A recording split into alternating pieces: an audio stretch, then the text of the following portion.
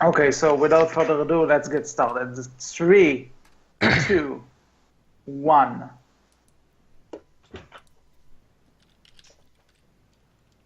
Is it recording? Yeah. No, it's recording. Okay. Okay, wait. It's You know alright. what? No, That's no, our intro, ladies and we'll just gentlemen. you'll just edit it out. I can't edit it out. The editing software is I not can on the edit. I can computer. edit it out. I can edit it out and No, post you it. should. Oh, you can edit. You should Okay, leave it so in. if Well, no, I'm not gonna leave in. It's our intro. This is our intro right now. This is the intro. Ladies and gentlemen, welcome to the Berkcast. Yeah, hello and welcome to the Berkcast, the How to Train a Dragon podcast, the most messiest podcast on the internet probably. I'm your host HC, and with me are, as you've heard, Rush 2112. And Wolf. and if you couldn't tell by the Tumblr post last week, my computer kind of died on me, and while I get everything back together on this new computer, Rush is recording all of us for Yep. the sake of keeping this alive. So if anything sounds a bit different this episode, that's the reason. And I am working on trying to get everything back to normal as fast as I can. But life can get in the way. Yeah. Right. But we're here and we have some juicy topic to talk about. I think we can all agree. Because today we are comparing How to Train Dragon 1 and How to Train Dragon 2. Now, before we move any further with this, let's make something clear. Comparison doesn't mean we're going to say which movie is better. That's not the intent of the episode. Rush. What? I saw the Tumblr post. As HC's saying, we're not saying which one's better. Comparing How to Train Your Dragon 1 and 2, which will win? Yeah. I know. Just. I mean, I posted that before he said that. So just saying. Really? You posted something about Yeah. which... wow. Okay. That's cool. But anyway, this is not about which movie is necessarily better, but how are both similar and different at the same time? Because, one's the original, one's the sequel. There are some differences, though. So let's talk about it. Let's talk about the differences. But you know what? For the sake of the argument, and for the sake of those who are just joining in on the Berkcast and don't know this, each one of us say which movie he prefers. I prefer 2, honestly. Not entirely over 1, but I like 2 a bit more. And you guys, we all know. But say it anyway, for the sake of new listeners. I like the first one. I do as well. Well, it's obviously you like the first one. What you meant to say, you like the first one better. Yes. Yes. Yes. I mean, we're not gonna be. It's like. No, because it was like, I like the first one. Yeah, I like the first one. It's really. a very, it's a very broad subject. But anyway, now that we got that out of the way, so let's talk about the movie's genre, because, in all honesty, you can argue that both of them are belonging to different genres. I mean, both of them are fantasy films at the end of the day. And if someone says animation is a genre, I'm going to fucking kill him. But yeah, both of them are fantasy, adventure, friendship in a sense. But something feels a lot more like a war movie in the second one than the first one. Well, so it's just really. I like to look at them from high levels first. So, I'll give this to you guys, and then you can take it your own way, and then I'll get back to you on what the low level is. But so the first movie is about just the change in general, change of views, and the second movie is the coming of age. So basically, everybody's going now. Take that any way you want it. Mm-hmm. Literally. I think coming of age is something that belongs to both the first one and the second one, and when the third one will eventually come out, the third one, coming of age is the overarching story, I guess you could say.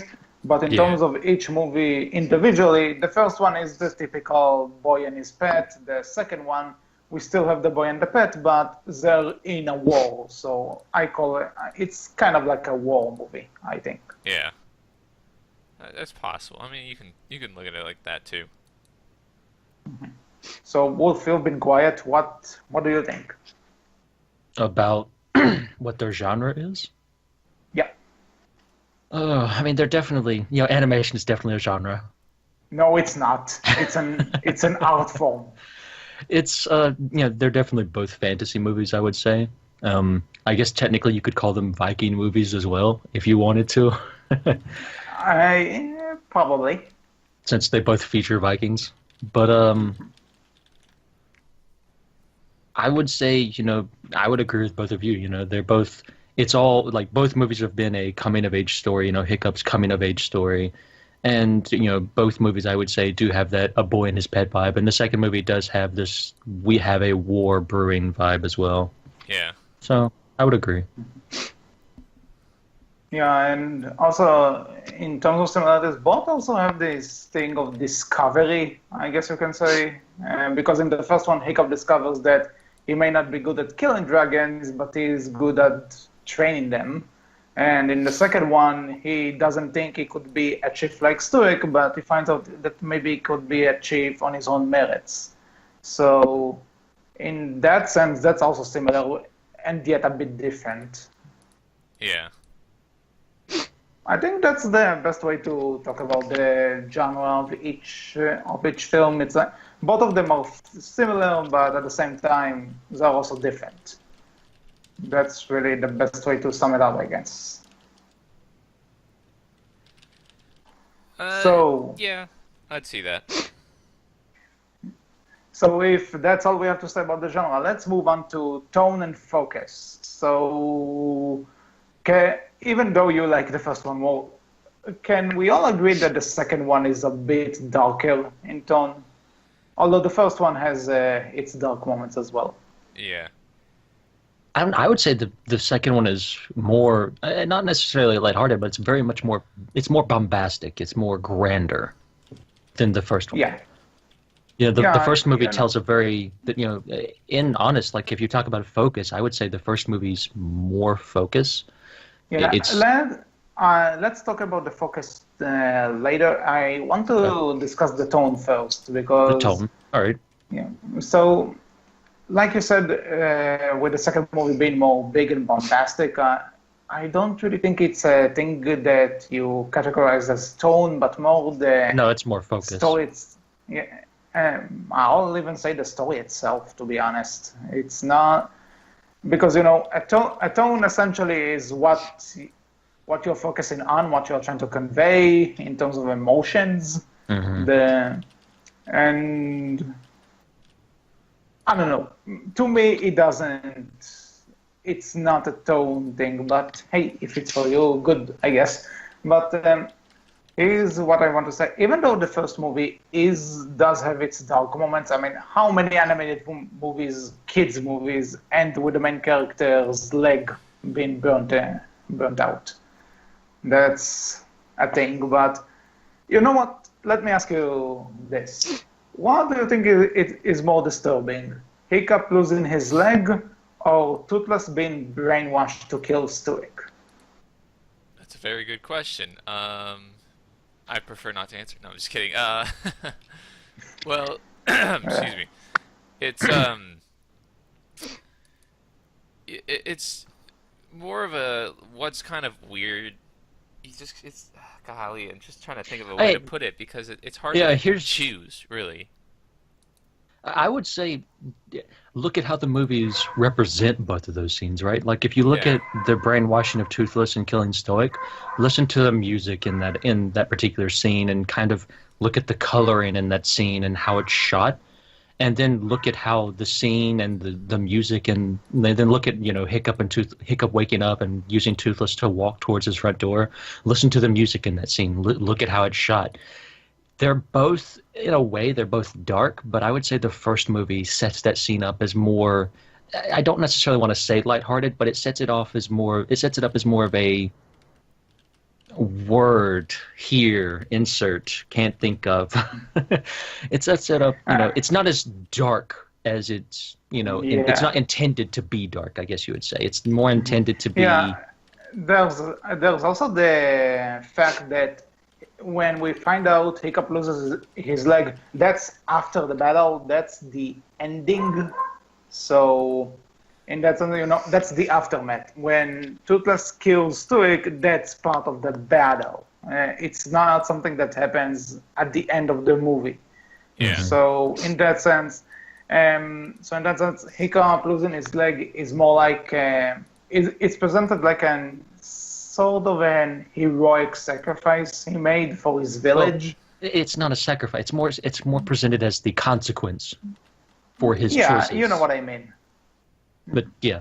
Yeah, it's a consequences, but at the same time he lost the leg, but he regained the respect of the village, and the village is now better for it. So in that sense, it's the one gripe with otherwise a successful mission. Yeah. In terms of Stoics, that's a big loss in the middle of a great battle. Going back to what Wolf said, I agree with how it's presented because, and you guys are all correct. It's just one is the consequence of saving his village, and it's really portraying it as well, this happened, but it's not going to stop me. And then, like you were saying, AC, it's just the middle of battle, he's dead, and it's a huge hit to Hiccup. Like the losing the leg, that's just showing and then I think they did it for the losing the leg. It's like they want to show you that this can happen to you, but you can still be the hero. And then for the Stoics, that's a different message. It's that they really convey different messages. It's well, we'll be talking about message in a bit. I would say I know, that's why I didn't say anything. I don't want to say too much yet on the message of the first movie and how the leg is represented, and looking at the message that Stoic's death is trying to send as well. But I would say they're both represented as consequences of Hiccup's choices, just in different ways and in different lights. Yeah. I would say the second one is set up to be darker than the first because of how the scene is meant to make you feel, I think, in terms of how it's shot and the music that's playing and the coloration as well of the scene. Absolutely. Yeah, I do want to say one more thing about why I think the second one is darker, based on on the brainwash scene alone, because the fact that it's Toothless that's getting brainwashed to kill someone, if it was Stormfly or Meatlag or any of the other dragons, it will be like, it's dark, but it's not that... Let me ask you this. When kids are going to the toy store and are going to buy plushes from the movie, which character are they going to get, most likely? Aerith, son of Aerith, obviously. Duh. Well, Or Stoics. except we're not for even... the obvious one. Well, then it's... the third movie's not come out yet, so we've not seen Stoic's Ghostbeard yet. Legit. But, until then... It's Toothless. The most obvious one is Toothless anyways. But... Yeah, so the most obvious one is Toothless. So, in one side, so from the behind-the-scenes side of point of view, taking your most marketable character and making it a killer, in a sense, is already... Like, if you presented this pitch to Disney, they'll like, get out of here, don't associate yourself with us ever again. But, so that's one. Two, the brainwash itself, it seems like it's hurting Toothless, if you know that. He's suffering when the Alpha is looking down at him, and also when you see Hiccup from his point of view throughout it, you don't see Hiccup. You see this very washed out silhouette. Like he's basically attacking Hiccup because he sees Hiccup as a threat at that point. So that's kind of creepy. Somebody put it like that. Imagine if your pet suddenly turned on you one day. Well, I'd hope my pet isn't 3-ton fire-breathing dragon. Oh no, Well, my even- fish! My fish! What's my fish gonna do?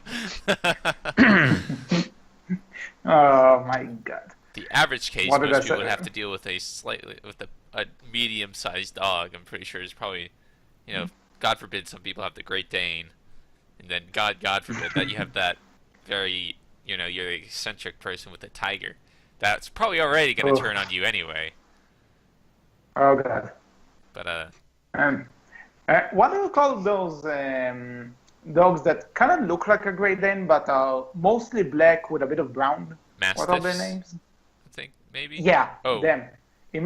Imagine raising a dog like that as a puppy, and then all of a sudden, when it's like adult and full grown, it turns on you. That will be creepy There's as. a reason why there are some that are called bull mastiffs. Yeah. Well, anyway, yeah, but I think I made my point. All the things that you need to take into consideration when that scene makes it the darker scene, I guess you could say. Yeah. And overall, I think also when you really think about it, in the first film, the only action scene that I will call a fight is the last one against the Red Deaths, because the dragon essence, these kids aren't in danger because we saw Gobber handling the dragons if things get out of hand. You know what I mean? Yes. Well, So you there's don't inherently know, but you assume they're going to be mostly okay.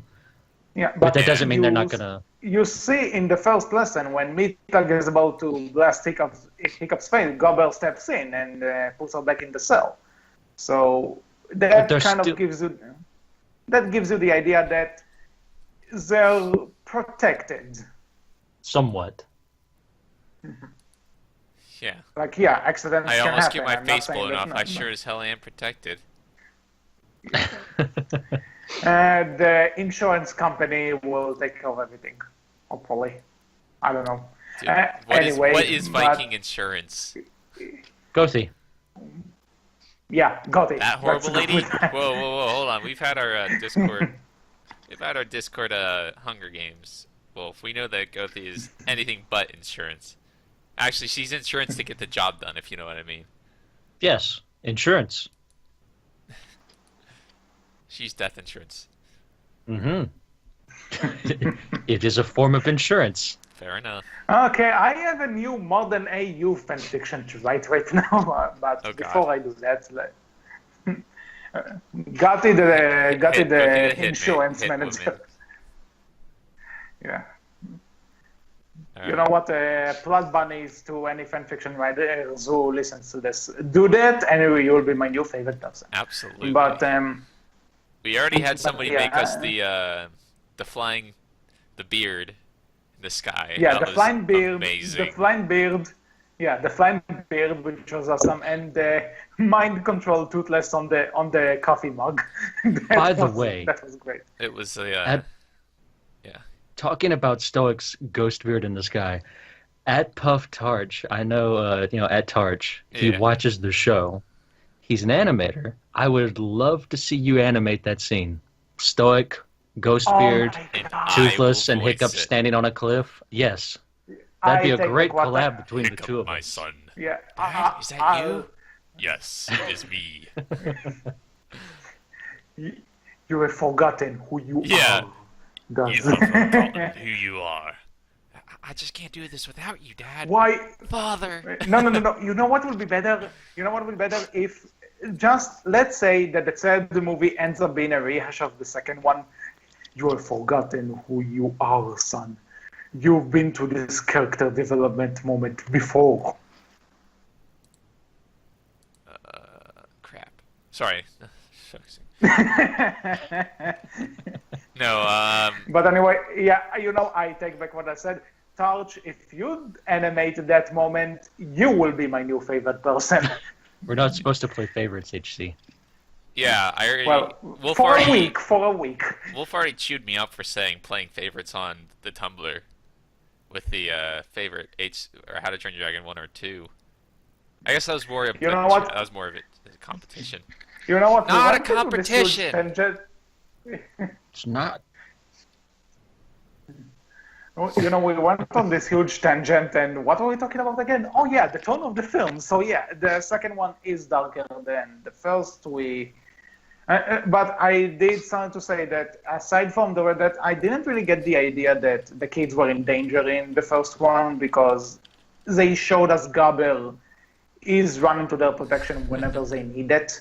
But in the second one, every new encounter, whether it's the first time they meet Evet or before we find out that Valka is Hiccup's mother and stuff, every encounter they have can pretty much end in these kids dying.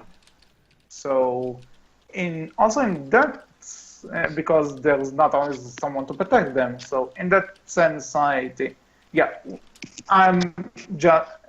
we talked about this. The second one is darker, but let's talk about focus.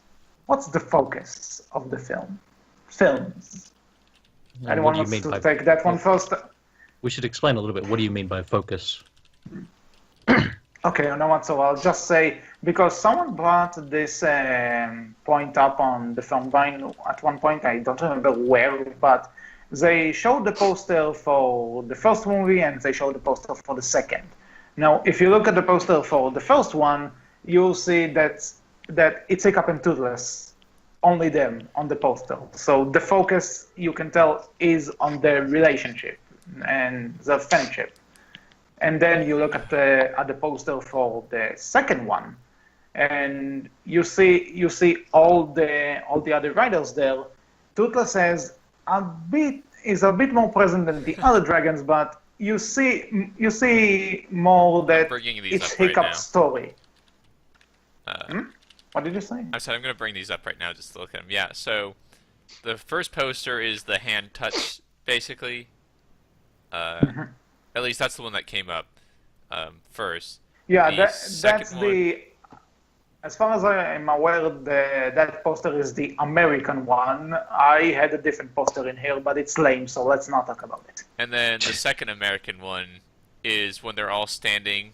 Yeah, it is everybody standing, and Toothless is actually in the background. Yeah. Not as in the background as the other dragons, but yeah. Yeah, well, compared but to the rest of the riders are in front as well, or in front of Toothless. Yeah.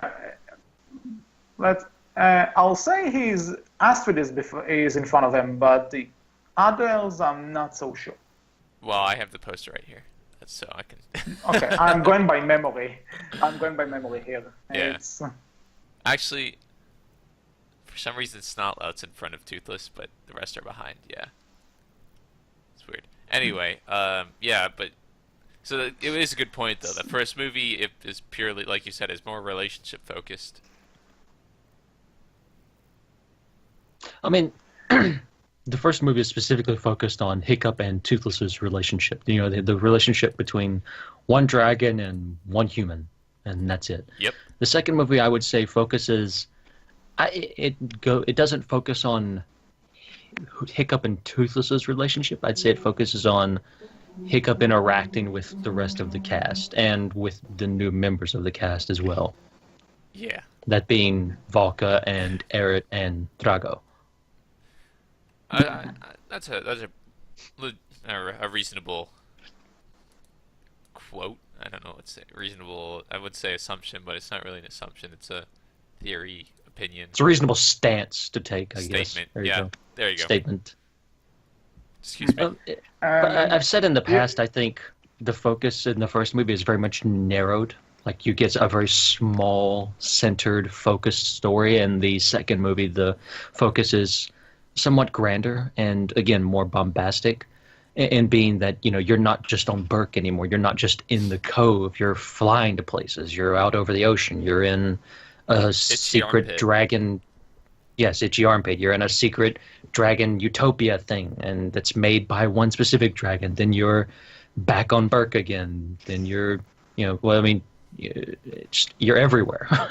Yeah, right. Or you're in a lot of different places. You're on a small little island that the gang is in the middle of nowhere. Yeah, that was one thing that I remember about the first movie, was that I remember how they did so much, and the reason why I noticed this was because like I remember the whole time frame of that movie is like 1 or 2 days, and I just that's one thing that was a big like. In the first movie, No, one the or two second movie. days. Second movie. The second Oh, movie. you said first, so. Oh, sorry. The second movie, it's they travel so many different places, so many different scenes that are first off beautifully animated. You know, I'll never poke at Tarts even though you didn't do anything on him, but animated, right?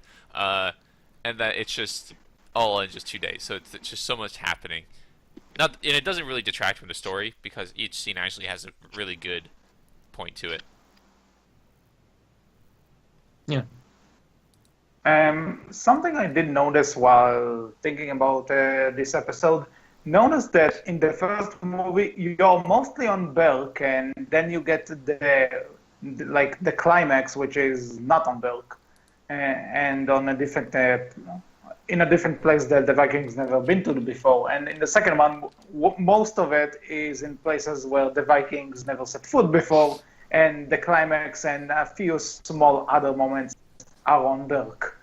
So, yeah. Where's the standard run for the hills hoo-ha that they enjoy? I want to see that. Race to the edge. Race to the edge. Maybe. Don't bring up that. It hurts But, too much in here. Pointing to my chest. I still stand with my first prediction of the third week of August now that it's happened. Yeah, August is a safe choice right now. But okay, back to the focus part. Like we said, the first one's focus is the relationship between Hiccup and Toothless, and I'll argue it's the focus of the second one to an extent, because at the end of the day, that's the entire heart of it. But there is, you know what? Let me rephrase that. The first one focuses on how the relationship started. Yeah. The second one focuses on where the relationship is now and what will it become. And the one obstacle that it comes across. And there's also one thing I do want to mention. When we talk about the poster, we say that Hiccup is a bigger presence on the poster than Toothless, and to some extent, both of them go through a similar arc in a sense, because both of them start as these curious explorer type persons, I guess you can say. Is persons a word? Yeah. I think it is. But yeah, it works. Curious living objects. Yeah, let's say that. And organic life forms. And by the end of the movies, they end up being these leaders. But here's the thing: Hiccup's journey from that point to that point is more explored, and it's also been hinted at that we cite in the show, if you want to get technical, that it's been kind of obvious that he was born to be this part, and at one point he will be this part, but Toothless kind of stumbles into it. I think we talked about this before sometime. I don't remember when. Yeah. But yeah, there is this thing that it focuses on both of them, but Hiccup gets a bit more because we already knew that he's going to end up in that place. Toothless, not so much. So let's say that this. If the movie started and all of a sudden Toothless would also be like, oh, the Night Fury, he needs to be the Alpha or something ridiculous like that, then it would have put them in the same level of focus as Hiccup, but then it wouldn't make sense. So I understand the choice in terms of scripting, but yeah, something I noticed. What do you guys think? I talk too much. Yeah, you could. It's.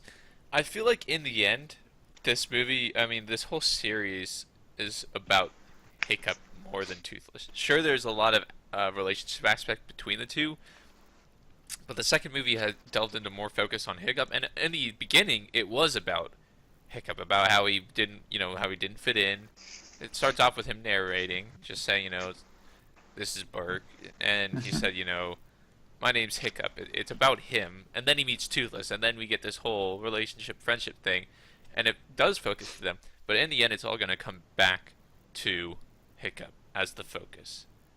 I mean, it does have to, because overall, this is a boy and his ex story, I would say. Yeah. And, in those stories, you generally do tend to focus on the coming of age for the boy, and X helps him reach that coming of age. Yeah. You want a great example, go watch Old Yeller, and that'll probably tell you what might happen to Toothless. Oh, or God not. forbid! God forbid it's an Old Yeller moment. That would really ruin everybody's favorite movie series. Mm-hmm. I think it was on the phone line, I read a theory that the only way this could end is if Hiccup kills Toothless. If that will happen, I don't know The what only way this... will- no, this can end several thousand ways. Jeez. Well, it could end a few ways that make sense and actually tie it off well. Yes. I wouldn't say Exactly. several thousand. Well, no, Several it could thousand end, ways it could it end could several end. thousand ways, but it could only end a couple well. There you go. Okay. It could end... Sure. It could end... Hey! It could end in the way that HC's fanfic goes, where Sonic comes in out of... No, Who the no. hell- Oh, no. You know what? Yes. I said it could. Yes, I'm not... Remember, let's that's one do of the that. ways it could end. That's not saying it will end that way. But that's the best option because it has Sonic in it. There are thousands of ways it could end. Hundreds of plausible ways, but only a couple good ways it could end. And They that's go the best one. completely rated Thank you, R Rush. dragon fight in the end. That's a bad way to end it for a kids movie. As much as some of us Yeah. want that. Hint, hint. All of a sudden, didn't say, you know what? Let's turn this into a lemon, and then I will bite everything. Oh no! Let's not bring that up. Yeah, let's stop this right now. Anything else you want to say on the focus before we, So we can get completely back on lose focus. also? Yeah, as our phone's ringing right now. Yeah, it's funny that we talk about focus while the God, stop one calling! thing Sorry, we weren't. it's like they won't stop calling. My mom just got a new phone. Oh, Oh my god, you know what? Alright, So they I- won't shut up. I'll be back. I'm literally stopping this because somebody will not stop me. Yeah. from being on the phone. what? Professionalism What? here, Rush? ladies and gentlemen.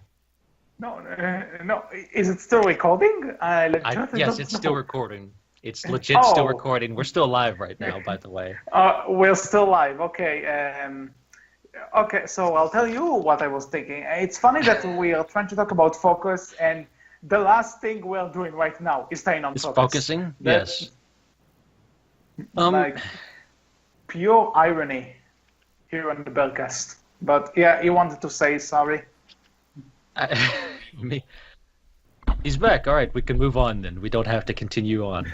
I can usually ignore that, but when it's ringing separate times, like 3 instances of somebody calling, it was just a freaking spam anyway. I just Yeah. answered and hung up. Is everything okay though? No, I'm pissed off now. Okay. Sorry for worrying. Just think about how it's all an act, Rush. What do you mean it's all an act? Somebody was freaking calling me. I'm referring back to a previous episode here. Oh. No. Thanks for caring, HC. Wink. It's kind of sad that I have no idea what you were referencing right now. I actually forgot.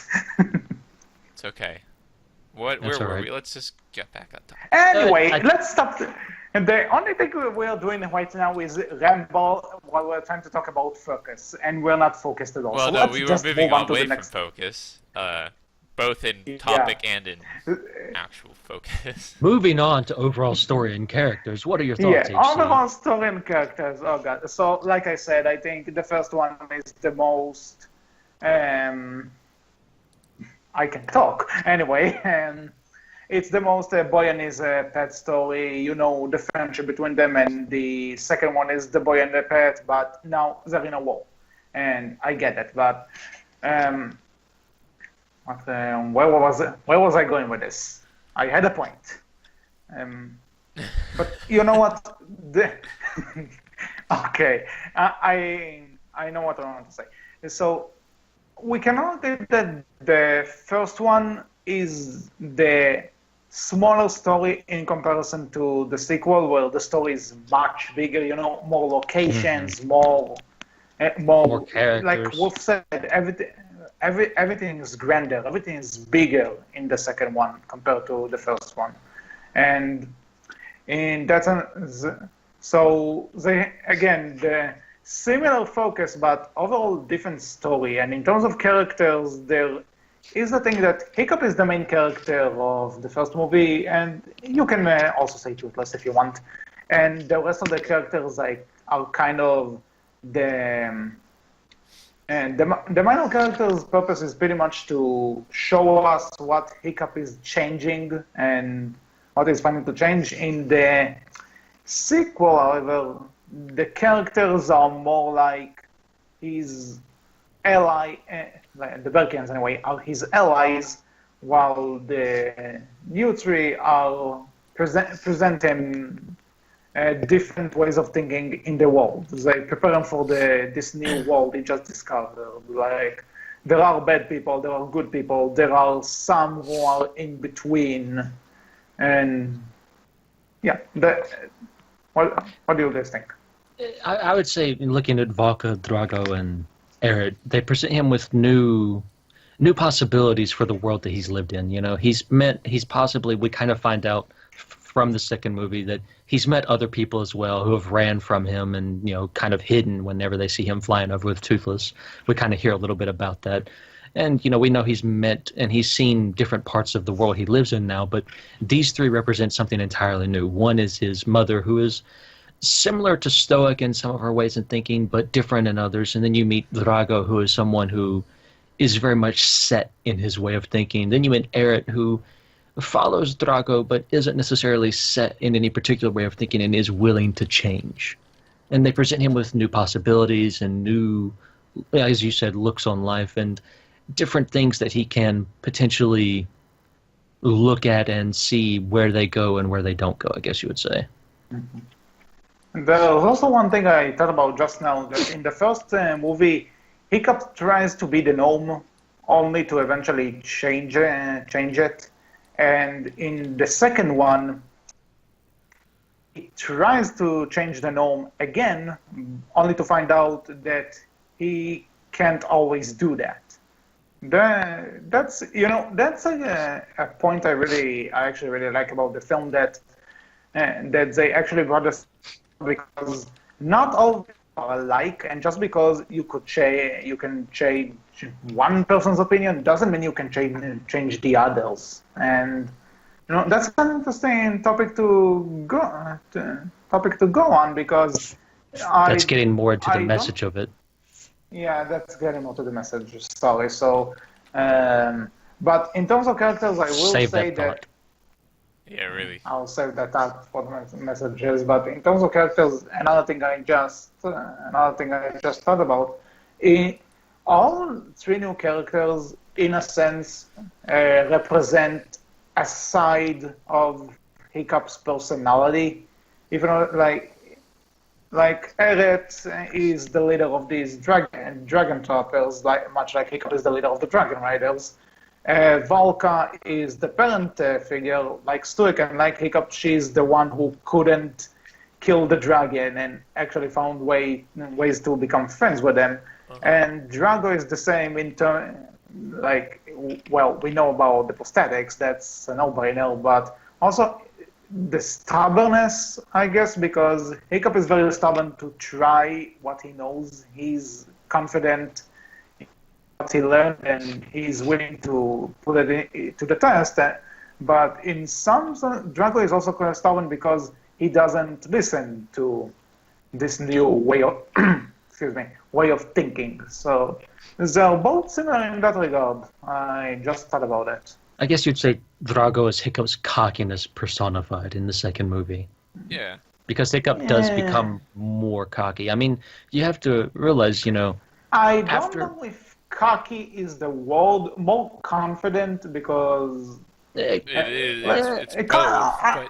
I think it goes. I I think don't it know. leans more towards cockiness simply because Hiccup's not willing to listen to what anyone tells him and Yeah, still he thinks he thinks he can can do it. change Drago's mind. Exactly. I mean, Yeah, that but is I don't part know. confidence, HC, but No, because I don't see it as cockiness because let's face it, he was cocky in the first film in some sense. no, he More was sarcastic, I sarcastic. guess you could Yeah. say. But the thing is that cockiness won him the day in the first film in some ways, and he was technically praised for that. And I think in the second movie, you do see him letting a bit of that go to his head about what he can and can't do now. Let's just put it in perspective. The scene where he's with the dragon trappers on the ship and he gives himself up, that's just way too much. Like he thinks, "Oh, I'm just easily going to do this. It's going to be such an easy ride. I can do anything," right? That's cockiness But again, right there. he's able to get away with that too, though, Yeah. and it works for him in a way. Yeah, it Yeah, works for but him away. you know, He becomes cheap by getting his you know, guy in killed. some sense, now that I think about it, All according to plan. when he comes face to face with Drago for the first time, he does ask him all this war and for what and for what to rule the world to become unstoppable. Now that I think about it, he does say it in kind of a cocky manner, like this is your plan. You want in a sense, he kind of calls Drago out on being, like the most stereotypic villain you can think of. Like, because, let's also put in perspective that this is the same Hiccup that had encounters with Vigo, who was, for all intents and purposes, a lot smarter than Drago and a lot more sophisticated. So yeah, so all of a sudden comes across this guy and he's like, "Really? That's all you're trying to do? This is your big master plan? I'm disappointed." So you know what? Yeah, I'll give you that, Wolf. That was a bit of a cocky moment. Yeah, Vigo's plans took way, way more risks and gambles about even working from the beginning. Your plan, really so simple. Yeah. You know when that other guy hit my girlfriend's leg with an arrow, he actually had the nerve to ask me, "How's her leg, by the way? You killed my father and don't even mention it." No, that was you Toothless. You know what I mean. Woo! Here we go, boys. But yeah, what do you want to say about this, about the story and the characters? I feel like I've been doing most of the talking in this episode, and You really did you really nailed it. I think your character, that was a really, really good point that you brought up about how the three new characters are actually parts of Hiccup's personality. It's definitely a good way to look at it. As for the second movie, we don't get much character development for like the Dragon Riders other than the two main ones because they're still side characters and that's more of a thing for the TV show that have been going on, and we just see them as more mature but still the same group, like as Hiccup says in the TV show to Heather, it's like same story different year, right? So that's kind of what it is, except for they respect Hiccup now, but that's really the biggest change of the characters of the Dragon Riders. For the overall story, it's a very broad question and doesn't really have much to it, but we've really talked about it throughout in bits and pieces, and we'll probably get more on it, so I'm just going to skip that to when we get to the messages section. Mm-hmm. Okay, so message. You guys start. I'll go last. Wolf wanted to go for this one. I feel like he's saving Oh, man, something big. I mean, Incredible. There's you go. There's the message. Just nothing. It just leaves So without words. it's like the dragon school from Kung Fu Panda. It's just you. Yeah. There is no. I've said in the there is no past that secret. the first movie's message is definitely about trying to change people's opinions and minds, and it's Hiccup trying to overcome, the changing of minds, and the stubbornness against being willing to do that, and it's him trying to show that there are better and different ways that we can do things, and I would say that's kind of the first movie's message is that you can change people's minds, and that you can achieve that and you can do that, but you have to be persistent about it, and you have to do it in certain ways, I would say. Now, looking at the second movie, though, I would say at the very least, one of the messages of the second movie is very much you can't change everyone's opinion, that you can't change everyone's mind. And Hiccup still thinks he can, going off the first movie and going off everything he's done since then. Hiccup still believes he can change everyone's opinions, that he can change everyone's mind, that he can get through to them, that he can make them see differently because of him, because of who he is, because he changed other people's minds who he thought were even more stubborn and hard to change, like Stoic. If he can do that, then he can do anything, right? That's what he believes. And then he runs into Drago and he realizes, I can't do that I'm not able to do that. And one of the consequences of not being able to do that was it cost him his father's life. And that's definitely on him. That was his choice to do what he did and to go where he went. And because of those choices, he ended up getting someone killed, someone who was very close to him. Yep. And so I would say the message of the second movie, cynical though it might be, and I've said this in the past, I don't know if you want kids to learn this message, but then again, maybe you do, but not everyone is willing to change, not everyone is able to change, and not everyone is going to change. And you do have to learn that. I would hope. Yeah, I would definitely teach it that, because it's just, there's just some things, I mean, to quote a non-How to Train Your Dragon movie, some men just want to watch the world burn. Just you can't. Some people, and then to quote Cool Hand Luke, some men you just can't reach. And to quote another, no, just kidding. I've run out of movie quotes, but no, they're all valid. There's just, I mean, and some people say every man has a breaking point. Well, for some things you just can't break them out of that habit. It's just I mean, I would say it's impossible, but it's beyond human capability to change them. Mm-hmm. There's probably some weird, crazy thing that could change them, but you ain't gonna do it. And looking at that, there's another. Oh, go ahead. I just want to say that Wolf brought up the idea that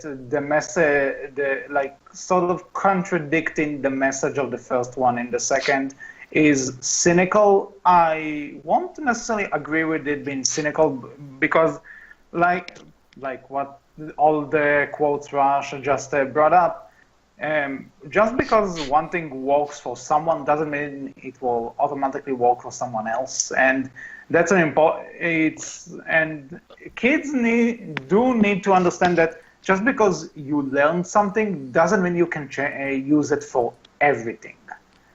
I would say the first movie has a bit more of an optimistic outlook on your interaction with people, really. While the second movie teaches you that optimism can only get you so far, and you need to have a somewhat cynical viewpoint as well, and that these two things can work together. They're not antitheses of one another. It is connecting to the idea that the first movie is a small story because, it's the people Hiccup knows, people on Berk, people who his home pretty much.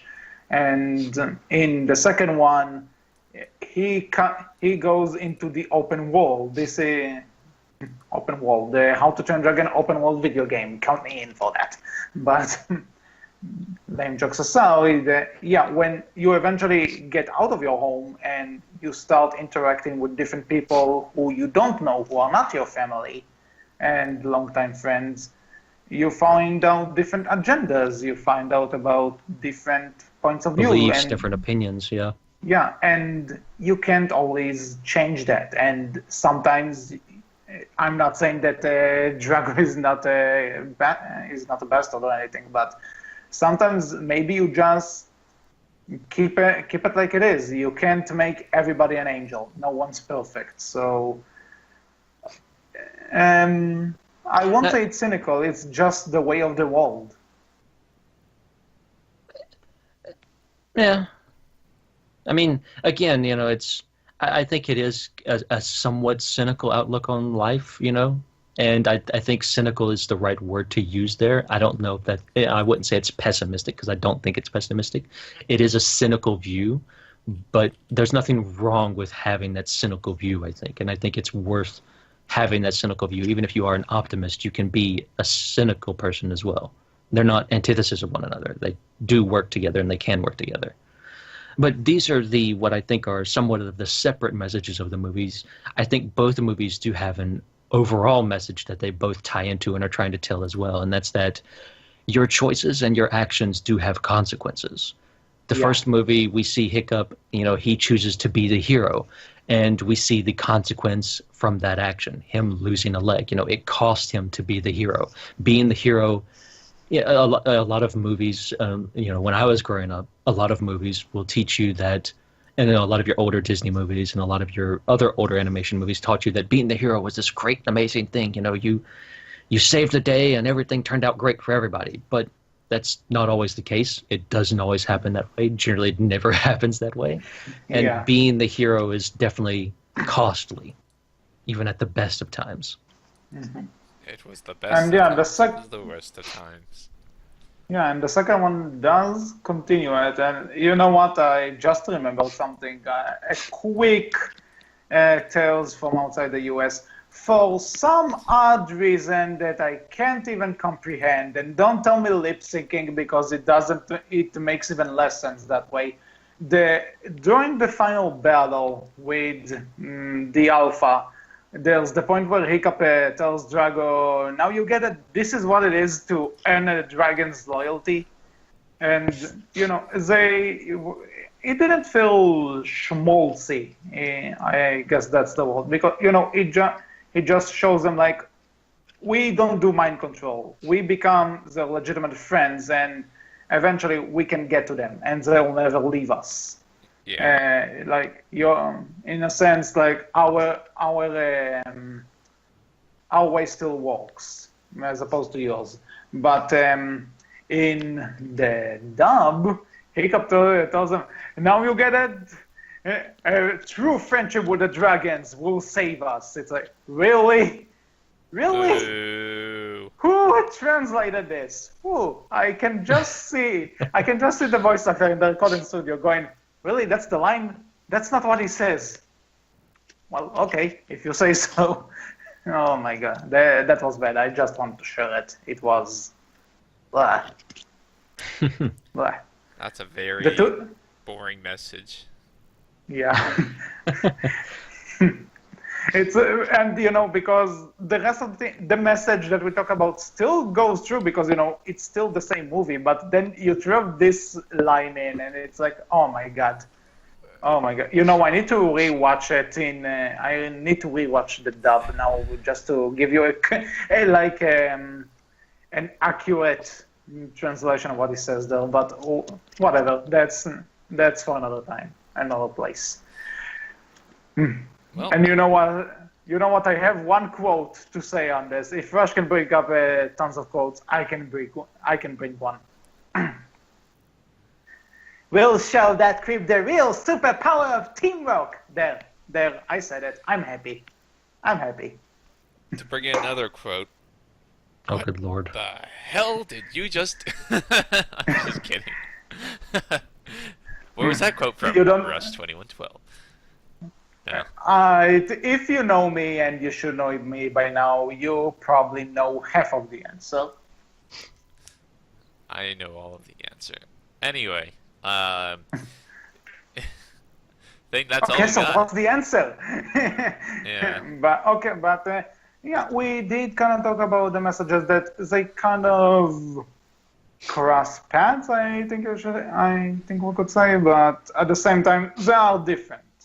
But at the same time, similar-ish. I mean, but both have the message that, your choices and actions have consequences, but they also have, I would say, separate messages that they want to tell as well that pertain more to that specific movie, I would say. You know what, to just like a Cliff Note version of all of this is, in the first one can pretty much say, don't be afraid to be different.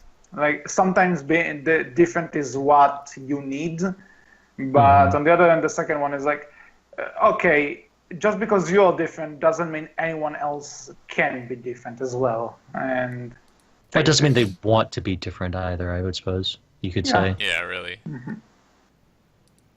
You hear that, all the vegetarians that try to turn me into a vegetarian? I don't want to, anyway. Anything else? Nope. Unless we have another tangent, we can go on because God knows we had enough of those. So what did you guys eat for lunch? No, I'm kidding. I'm kidding. I haven't eaten lunch yet. Neither have I. Oh yeah, right. Forgot about America. that. America. It's really about time zones, actually. But, yeah. Tales from inside the U.S. No, I'm just kidding. Thank you for that. Yeah. It's boring. Yeah, really. Well, hey, I have a 4-day weekend, and my birthday's on Tuesday. Very American Still birthday. boring. Thank you. Turning 21. That's not going to be boring. Well, happy birthday by then. I'll make sure to send you a message. But anyway, just to close the episode before we... anything else you want to add? Fix your freaking computer. Yeah, status of my computer. It's been worked on. Hopefully next week it will all come back to normal. Hopefully. It's dead, Jim. But anyway, that's been all for this episode of the Berkcast. We hope you enjoyed. If I'm allowed a bit of a shout out, because speaking of birthdays, my best friend's birthday is today. And she's been very supportive of this podcast. Woo. And me, even though she keeps telling me that my accent is horrible. Thanks, appreciate it. Speaking of birthdays, Happy birthday to HC's friend. Yeah, really. Yeah, I won't say names, but if she's watching this, and I think she will, you're awesome, and we'll talk tomorrow, I guess. I'll say names. Leffy is a doggo bag. Thank you, and good night. She started. I won't get into it. But anyway, so until next time, I was HC. I was Rush. I've been Wolf. And we'll tangent with you all next time. Take care. Bye.